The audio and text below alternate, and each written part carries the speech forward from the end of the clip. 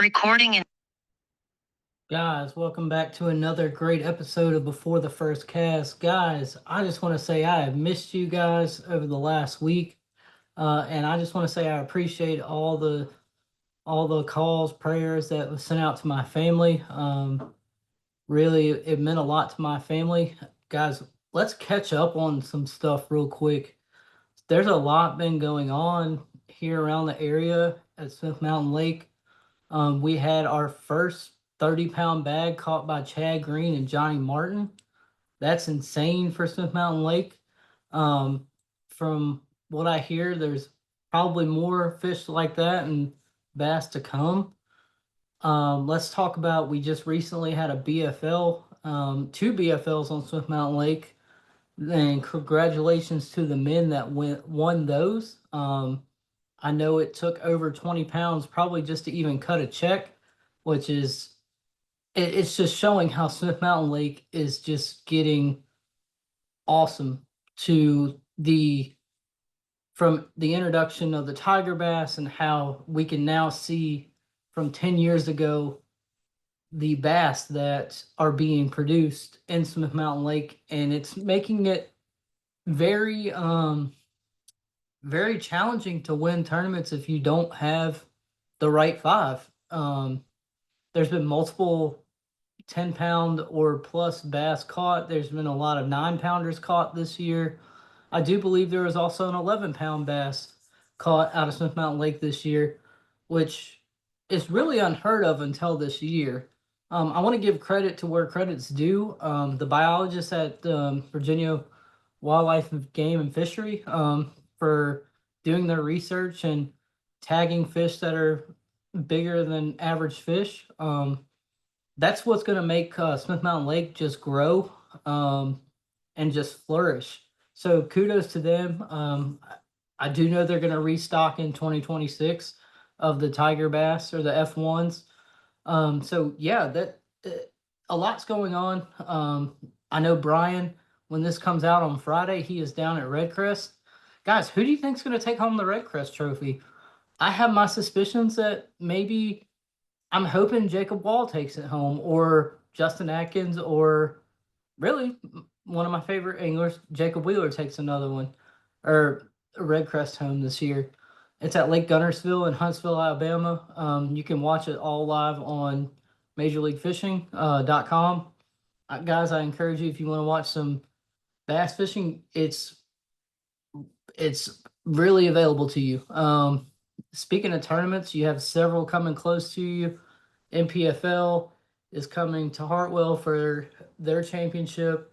The Bassmaster Elite Series is not gonna be too far from us at the Albemarle Sound in North Carolina.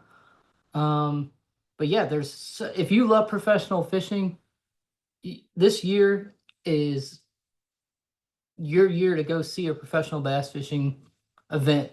But today I want to talk to you guys about something that I was kind of put onto when I talked to Alex Rudd, and that is kayak fishing. Kayak fishing is something that doesn't really get credit where credit's due. Bassmaster has a trail for kayak anglers, but that's really the only kayak thing I have. And there's little small groups on Facebook of kayak bass fishing. But when I sat down, honestly, I was trying to um, trying to figure out what I want to do.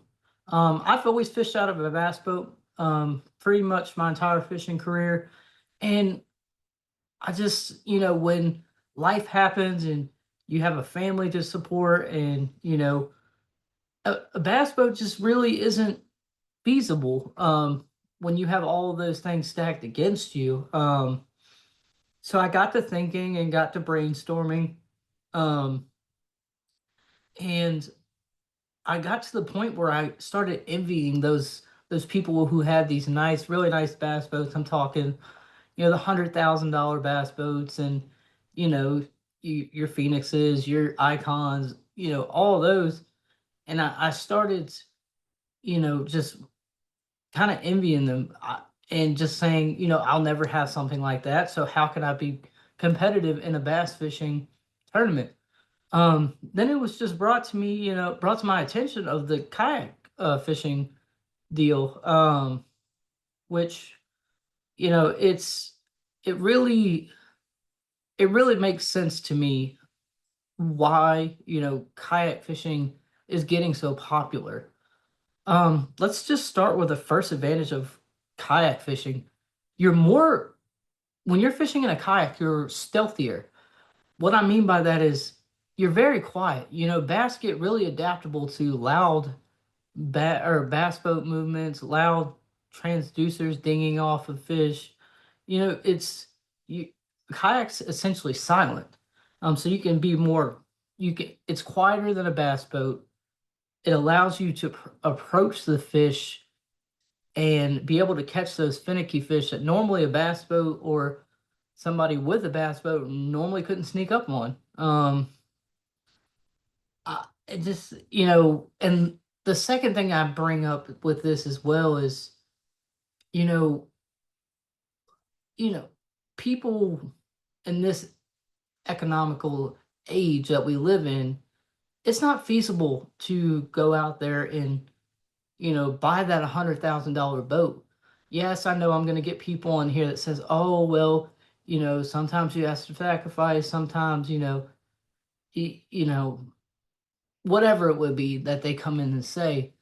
But in my life right now, it is not feasible for me to go buy a brand new bass boat and spend hundreds of dollars on electronics and really get the boat where I want it to be in my dream boat. Um, so I've really been considering the kayak fishing world, and some of the points that I'm going over is the quietness, maneuverability, the price, just overall, just the advantages of kayak fishing. There's still trails out there you can fish that are competitive, that are big bass tournaments. You can win tons of money. Um, the next the next one I want to go over is the maneuverability, and that is key because with a bass boat, there's a lot of places you cannot get in backwaters. You cannot run it down rivers, but a kayak you can easily run it up in a cut that a bass boat can't get and catch those fish that never been fished for. You could also pull, pull the kayak in and out of the water whenever you want and move spots. Also, it's practically, you can go anywhere in a kayak. And, a lot of people could say, well, you can go anywhere in a bass boat, but that's not true because you cannot get in those shallow water. You're gonna tear a lot of stuff up on a bass boat. A lot Bass boat has tons of things hanging off of it. It's one of those things that, it, it just doesn't work for bass boats to be really, really shallow, but kayaks, it does work. My next point is affordability. This is one that I'll probably spend the most time on. You can go out and get a good fishing kayak for $4 or $5,000, probably a really good one for 5 grand. And if you look at the bass boat, you're probably not going to get a good bass boat for $5,000. Now, there's exceptions to the rule. There's diamonds in the rough, that kind of thing. But you can really get a fishable and competitive kayak for $5,000. Even if you're just starting out, say you're a high school guy or you know some guy that's just now starting out to fish, you can get a really good kayak for a fishing kayak or sit on top kayak for $1,000, $2,000. And that's how you can start. You don't have to have all these fancy gadgets like some of the professional kayak anglers have. When I started having this kind of thought process in my head, I was looking at people like Chad Hoover. I was looking at Fluke Master or Gene Jensen. Like, I dream to have that setup that they have. Do I ever think I'll get there? Who knows? I might. I don't know. Um, I'm not really, you know, I don't want to get to the level that they're at. It'd be great to be at their level at, that they are at this time of my life, I just want to get out and fish and, you know, fish a competitive tournament here or there. That doesn't mean I'm going to stop fishing out of bass boats though, because I have friends and, that will allow me to fish off their bass boat. And I will always have love for the bass boat. And quite honestly, I may get another one. I mean, I don't know. But right now, affordability is what is pulling me close to the kayak game. It's really it's really appeasing to me that I can go out and get a really decent kayak for not a lot of money. Um, so think about when you're going out there and you can't decide, oh, do I want a bass boat? Do I want a kayak? Like when you're trying to make those decisions, make sure it's the right decision for you at the time that you are thinking about purchasing. Make sure it is the right time to purchase something. I have fell in this trap of not wanting to purchase something too fast and then not thinking about the consequences if I do purchase this now, um, what it would do financially for my family. So make sure you're ready to purchase something. Um, And I will be honest, the kayak tournament series is coming, it's booming. It is an up and coming tournament trail that a lot of people are doing, probably because of the affordability and, you're not spending $100,000 on a bass boat to um to be even able to get on the water. And let's talk about riggability for a minute. I was gonna go down my list, and honestly, riggability on a kayak is super easy. You could do a lot of things to a kayak. I mean, heck, you could put a trolling motor on it. You can have a motor in the back. I did not know you could have a motor in the back. You could also, put a power pole on it. It's a micro, but you don't need a lot of torque for a, a kayak. Shoot, you could put graphs on it. There is so much you can do on a kayak that you can practically make it a bass boat if you want to per se. They won't have live wells, but in kayak tournaments you really don't need live wells. You're really just, you put a fish on the board, which is like a catch board, and you take a picture of it. There's another thing that's interesting about kayak fishing as well is you don't I think it helps the fish continue to grow in their ecosystem because you're not taking them out of where they are. You're literally taking them out of the water, measuring them, taking a picture of them, and they go right back into where you caught them out of or that same cut.